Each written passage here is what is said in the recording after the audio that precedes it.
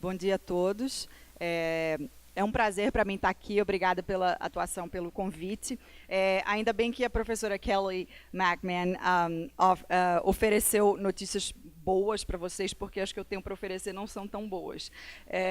Eu vou tentar, na minha fala, conectar o debate sobre democracia com um outro debate, que é um debate extremamente importante também, é um debate muito atual para o Brasil, que é a questão da corrupção. Eu vou apresentar dados da minha pesquisa que mostram como as eleições democráticas são falhas no combate à corrupção, né? Então, o professor Michael Coppedge falou muito da questão da democracia, o quão limitada a democracia eleitoral é, então, nessa minha apresentação, eu vou mostrar dados que mostram, que exemplificam essas limitações da democracia. Então, a democracia ela afeta negativamente vários aspectos, vários fatores que a gente, pelos quais a gente tende a se importar, né? A questão do investimento, desenvolvimento econômico, pobreza, legitimidade, desigualdade. Então, a corrupção ela gera vários efeitos negativos, né? Mas a corrupção também ela gera um efeito sério, que ela quebra a representatividade democrática, né? Os políticos eles são eleitos com o objetivo de representar os interesses dos cidadãos, ou pelo menos os interesses dos seus eleitores. O que acontece quando o político é corrupto é que fica claro que ele não está fazendo isso, né? Ele está representando os seus interesses pessoais e particulares. Então, isso representa uma quebra do mandato da democracia, uma quebra da representação democrática. E, talvez por isso, a corrupção é vista como incompatível com a democracia. Inclusive, a teoria democrática, ou as teorias da democracia, elas tendem a ter uma visão muito positiva da relação entre democracia e corrupção, porque elas colocam que, na democracia, né, aqueles que vivem em democracias, eles têm a oportunidade de, que a gente chama de jogar o lixo fora durante as eleições, né? Então, não votar em políticos corruptos ou punir eleitoralmente políticos que são corruptos. Essa é a expectativa, né? A prática é bem diferente, né? Essa é a página do Interpol, no qual o Maluf tem uma cadeira cativa, e em 2006, todos aqui devem lembrar que Maluf ficou preso durante 40 dias, né, sendo mostrado na televisão constantemente, e alguns meses depois ele foi eleito deputado federal com 750 mil votos, foi o mais votado, o deputado federal mais votado daquelas eleições, e o Maluf ele desafia a teoria democrática, né? Então, porque ele mostra que as eleições elas não estão sendo tão eficientes no combate à corrupção. O interessante também do caso de Maluf é que ele não é o resultado de uma conspiração política ou de eleições fraudulentas, né? Maluf é o resultado de eleições democráticas. Então, é um bom começo para esse debate, né? A gente também não pode pensar que a impunidade eleitoral é algo próprio do Brasil, né? Muito pelo contrário. A ciência política tem documentado essa limitação da punição eleitoral em vários países, inclusive em democracias consolidadas. Ou seja, há um problema entre a democracia, ou entre a democracia eleitoral, e a corrupção. E eu vou tentar mostrar por que isso ocorre. A pergunta central é por que o controle eleitoral ele falha, né, e por que políticos corruptos eles continuam sobrevivendo às eleições democráticas. As explicações anteriores à minha, né, de outros pesquisadores, enfatizam algumas questões. Por exemplo, a falta de informação. Algumas teorias, algumas explicações dizem que os políticos corruptos eles sobrevivem a eleições democráticas simplesmente porque os eleitores são ignorantes e não têm informação sobre corrupção. Não tendo informação, eles não têm como punir os políticos corruptos. A segunda informação é o que a gente chama de troca, né, trade-off. A ideia de que os eleitores eles podem até se incomodar com a corrupção, eles podem até não gostar da corrupção, mas existem outros fatores que eles se importam mais, né? Por exemplo, questões econômicas, programas sociais, problemas sociais. Então, eles trocariam a corrupção por outros aspectos que seriam mais importantes, que no ranking que eles fazem seriam mais importantes do que a corrupção.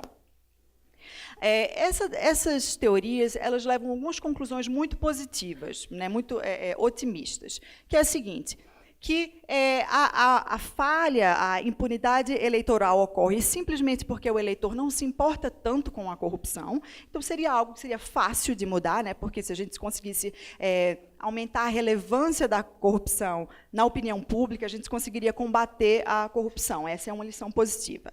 E ela leva outra lição positiva também, que é quanto mais grave for a corrupção, mais os eleitores vão punir. Então, vamos dizer, em países muito corruptos, a corrupção, a democracia seria boa e resolveria, pelo menos, as eleições, porque em países muito corruptos, o eleitor ele tende a se importar mais com a corrupção, ele também recebe mais informação sobre corrupção, então ele vai punir mais. A minha teoria ela é contrária a isso. Na verdade, ela aponta para uma outra tendência, né? E os argumentos que eu vou discutir hoje são o seguinte. O primeiro é que o controle eleitoral da corrupção ele acaba sendo mais fraco precisamente quando ele é mais necessário, ou seja, em sociedades muito corruptas. O voto contra a corrupção ele é menos frequente quando a corrupção é muito alta. E eu vou explicar por quê, né? O meu argumento é que a corrupção ela é diferente de outros assuntos eleitorais. A corrupção ela tende a ser quando os países são muito corruptos, quando democracias são muito corruptas, o eleitor ele tem uma dificuldade de perceber soluções para esse problema da corrupção, porque eles associam a corrupção a um problema sistêmico, a um problema do sistema, e não a algo que o político teria a capacidade ou o interesse, né? Porque o político se beneficia com a corrupção. Então, é como se fosse um impasse, né? O eleitor ele vai ter uma dificuldade de perceber que ele vai conseguir mudar a corrupção através das eleições, porque há uma percepção de que todos os políticos seriam igualmente corruptos. Então, eu vou agora mostrar alguns dados que comprovam esses dois argumentos. O argumento do livro e o argumento da minha tese, eles são um pouco mais amplos e mais complexos do que esse. Então, eu estou disposta a conversar com aqueles que estão mais interessados nos detalhes e em outros argumentos da pesquisa. Então, primeiro, o controle eleitoral da corrupção ele é mais fraco precisamente quando ele é mais necessário. E eu vou mostrar isso olhando para duas coisas, para as atitudes do brasileiro com relação à corrupção e para a punição eleitoral da corrupção. Ou seja, um é atitude e o outro é voto. Comportamento eleitoral. Aqui são alguns dados que mostram a percepção da corrupção no Brasil em 2005 e 2015.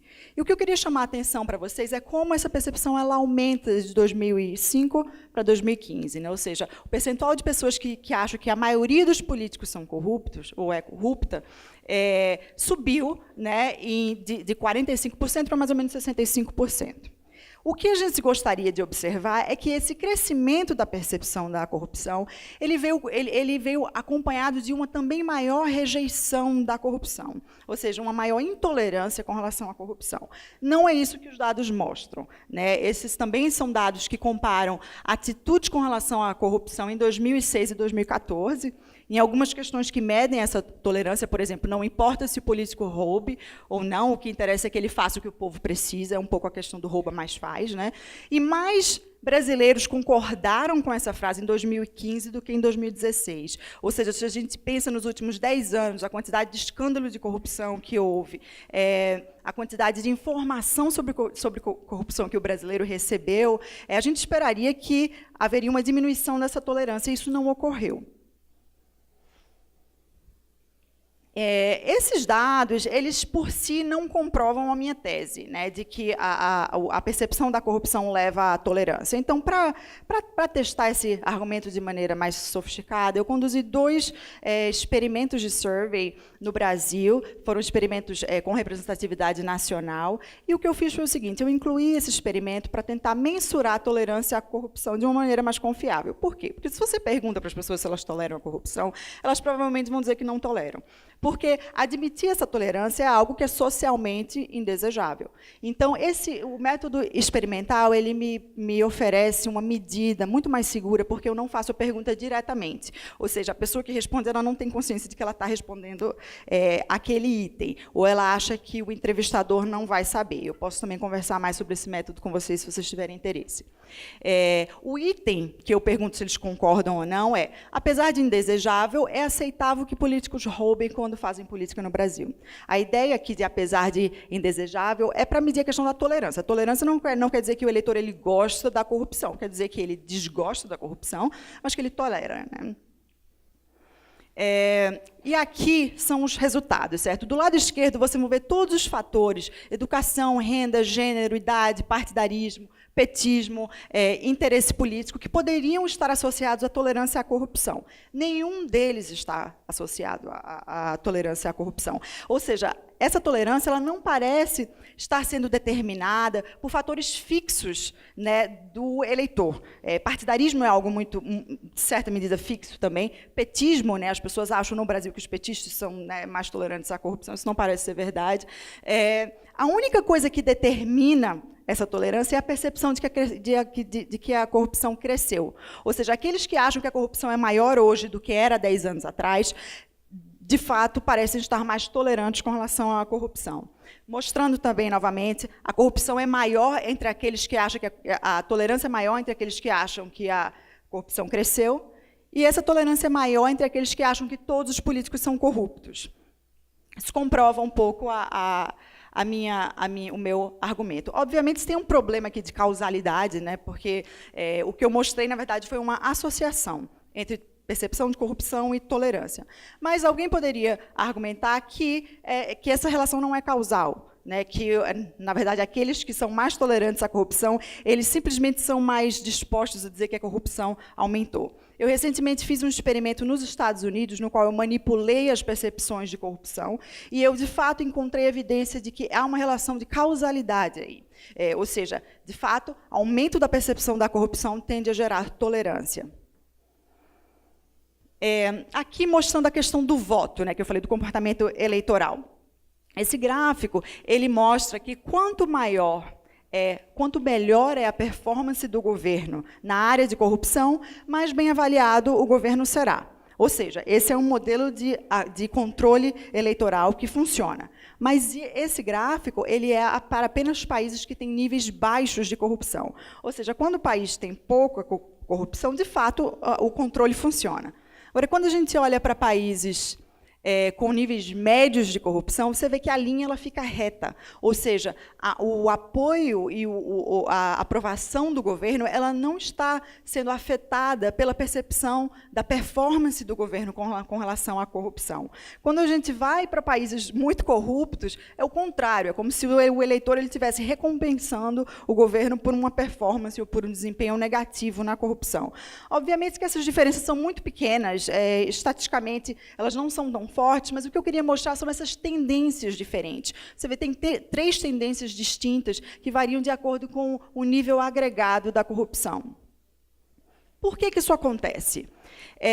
O meu argumento é que a corrupção é diferente de outros problemas políticos, e eu vou mostrar por quê. Aqui, por exemplo, é um gráfico que mostra o efeito da performance do governo, aquele mesmo gráfico que eu mostrei ontem, que eu mostrei antes, da performance do governo sobre a aprovação do governo. Performance do governo na área de corrupção.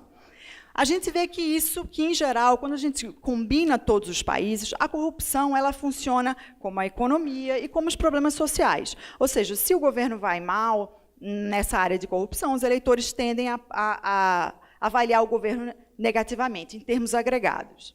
Quando a gente olha para o voto, a gente vê que isso não ocorre. O eleitor, a decisão do voto, ela parece não estar sendo afetada pela percepção da performance do governo na área de corrupção. E você vê que as outras linhas, a verde e a vermelha, que representam a economia e problemas sociais, elas estão funcionando como deveriam. Ou seja, a corrupção ela é diferente. O controle eleitoral da corrupção ele acontece de maneira diferente. Aqui também é para exemplificar a questão da especificidade da corrupção. Isso aqui foram dados coletados 1 ano antes das eleições de 2010 e 1 mês antes das eleições.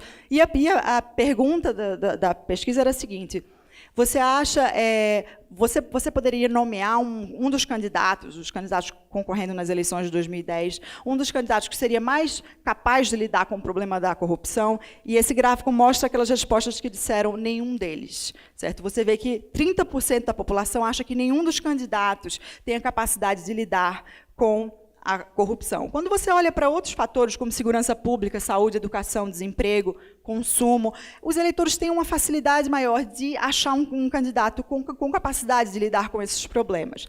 O interessante também é que a linha da corrupção ela fica reta até o momento da eleição, ou seja, independente de toda a informação que o eleitor ganha durante a campanha, ele não muda essa opinião. E a gente vê que nos outros fatores eles mudam, né? Ao longo da campanha, o eleitor vai identificando aquele candidato que seria mais capaz de lidar com problemas de segurança pública, economia, e a corrupção continua sendo um problema sem solução para o eleitor.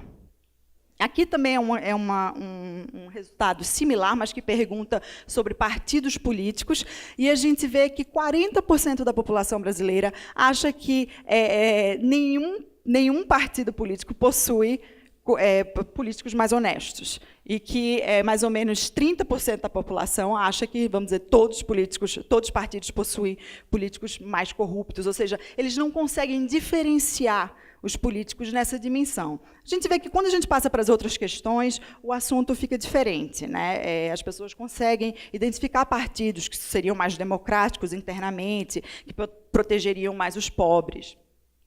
Em seguida, então, as conclusões. Esse estudo que eu fiz, ele leva à conclusão de que a corrupção faz parte de um círculo vicioso, certo?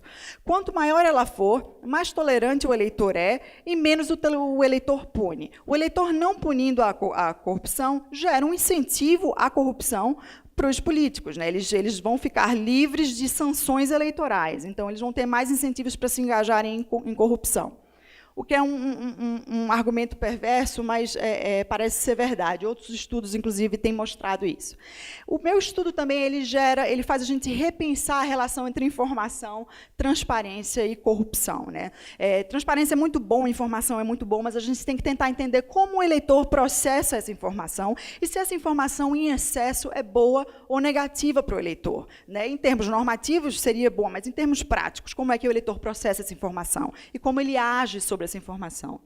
É um resultado muito pessimista para a democracia eleitoral, que as eleições não são eficientes contra a corrupção. Faz a gente também repensar a relação entre democracia e corrupção, né? Essa relação que a teoria coloca como a democracia como algo essencial para a corrupção, como eleições sendo mecanismos eficientes de combate à corrupção. E também eu discuto uma possível saída, que eu acho que, no caso da corrupção, o controle, o accountability, ele tem que ser horizontal. Ou seja, os eleitores não deveriam ter opção de votar em políticos corruptos, né? Então, na verdade, porque se essa opção for dada a eles, pelo que eu mostrei, pelos dados que eu mostrei, eles vão escolher políticos corruptos ou tendem a escolhê-los. Então, a gente repensar o papel das outras instituições de controle, né, no sentido de punir os políticos corruptos e tirá-los da competição eleitoral. Muito obrigada.